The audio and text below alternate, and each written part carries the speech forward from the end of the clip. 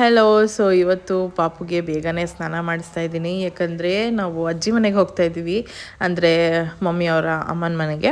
So ಇವಳಿಗೆ ಮುತ್ತಜ್ಜಿ ಮನೆಗೆ. ಅಜ್ಜಿ ಅಂತೂ ತುಂಬ ಎಕ್ಸೈಟೆಡ್ ಆಗಿದ್ದಾರೆ, ಮಗುನ ಕರ್ಕೊಂಬರ್ತಿದ್ದೀವಿ ಅಂತ ಅಂದ್ಬಿಟ್ಟು.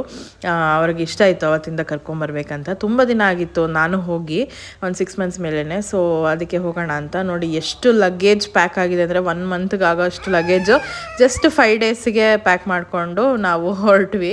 ಇನ್ನು ತುಂಬ ಲಗೇಜ್ ಇತ್ತು. ಆ್ಯಂಡ್ ಪಾಪನು ಕೂಡ ರೆಡಿ ಮಾಡಿ ಕರ್ಕೊಂಡು ಹೋದೆ. ಆ್ಯಂಡ್ ಈ ಬೋನ ನಾನು ಇದು ಫಸ್ಟ್ ಕ್ರೈಯಿಂದ ತರಿಸಿದ್ದು. ಯಾರಿಗಾನ ಲಿಂಕ್ ಬೇಕಂದರೆ ಲಿಂಕ್ ಅಂತ ಕಮೆಂಟ್ ಮಾಡಿ, ಅದರದ್ದು ಲಿಂಕ್ ನಿಮಗೆ ಸಿಗುತ್ತೆ DM ಅಲ್ಲಿ. ಆ್ಯಂಡ್ ದೆನ್ ಮನೆಗೆ ಹೋಗಿದ ತಕ್ಷಣ ಗೊತ್ತಲ್ಲ ಇಂಡಿಯನ್ ರಿಚುವಲ್ಸ್.